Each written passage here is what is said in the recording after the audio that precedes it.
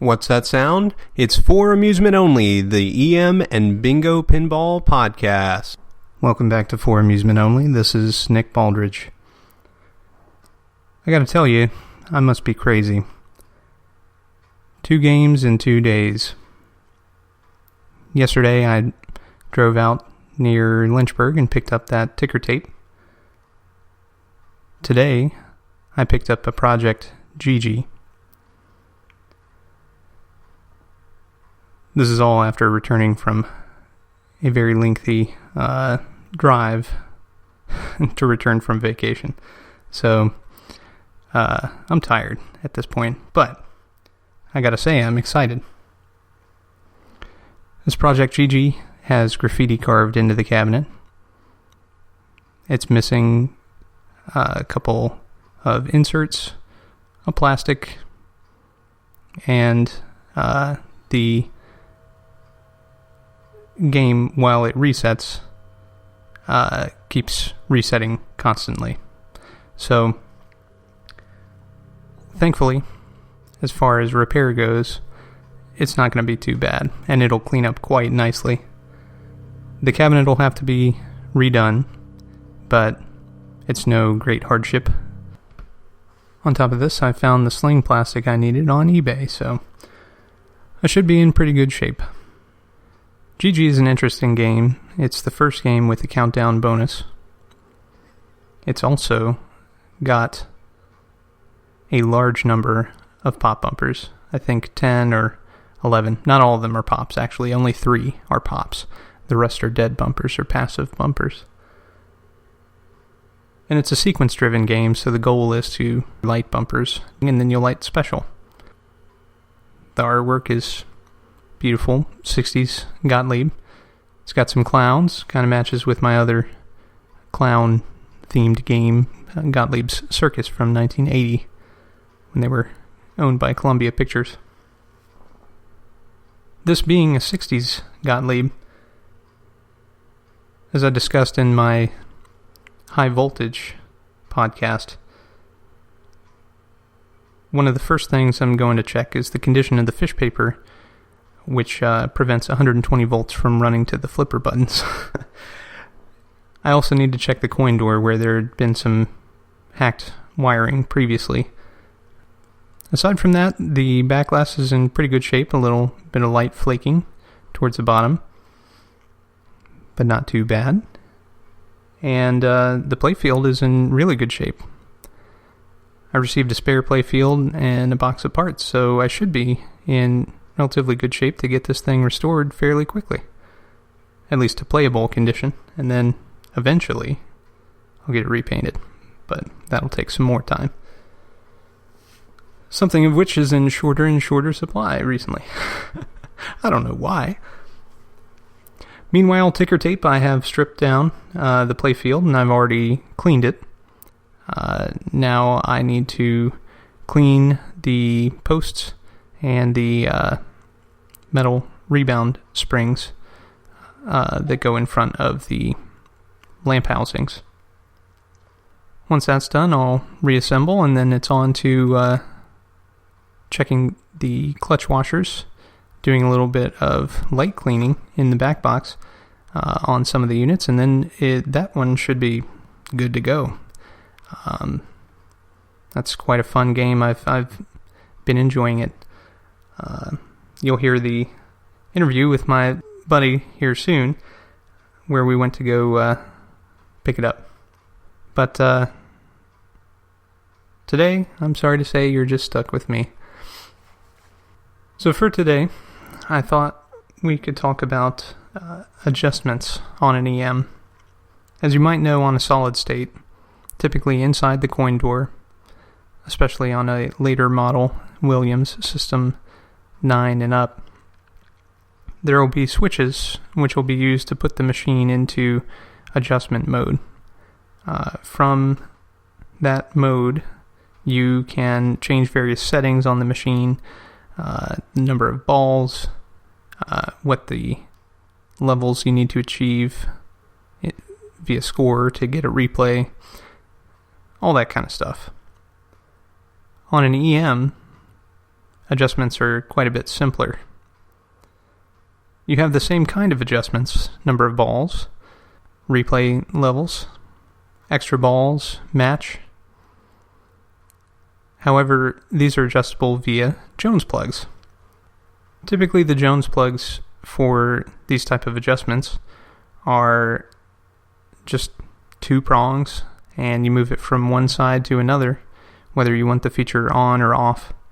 In some instances, you have 4 prongs, and maybe in some instances you have 6.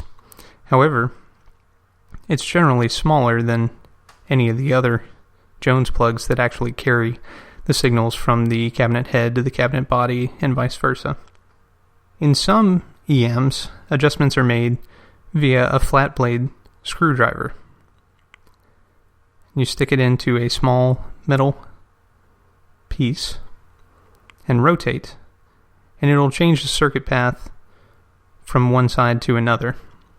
This is essentially exactly the same thing as moving the Jones plug from one side to another. However, it's a little more difficult. It requires a tool.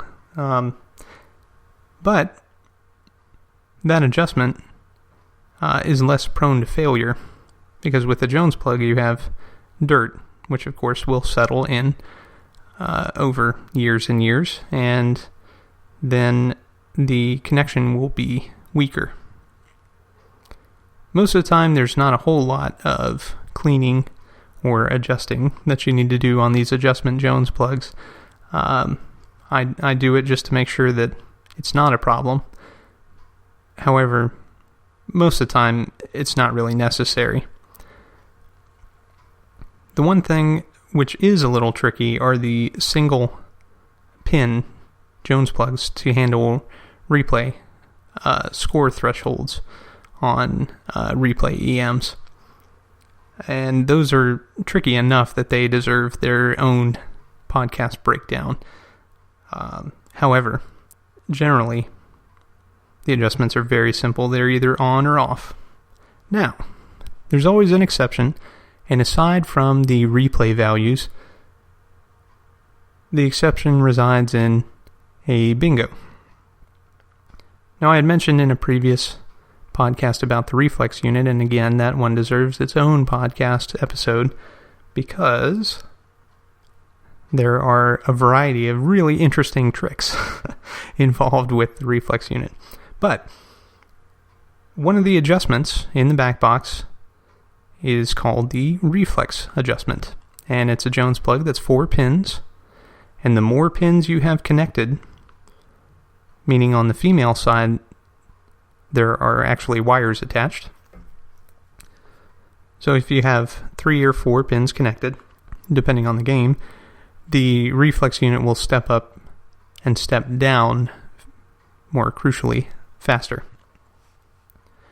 If you have it adjusted so that fewer pins are touching, then it will step up faster than it steps down. This means that the game becomes tighter and requires more and more money to be fed before it'll give you features and scores, all those kinds of things. Remember, the reflex unit is an auto-portioning unit, so based on your winnings, it's going to tick up and make the game tougher to award those mystery interval features and scores. Well, that's all for tonight. My name again is Nick Baldridge, and before I go, I wanted to give a shout out to all the different podcasts who have been so supportive of me in this effort.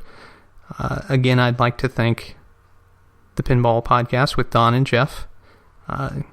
Great folks, and if you enjoy modern pinball and pinball talk with 2 good friends, I highly suggest that one. Or at least non-enemies. Spooky Pinball, manufacturers of their own modern games, and the EM Dungeon Master from their EM Dungeon segment. It's a fantastic show. The EM segment is always very informative. He talks about various toys and repairing bingos. so he's got my heart instantly. And Spooky is always very entertaining, and they always release on the first of the month. It's quite commendable.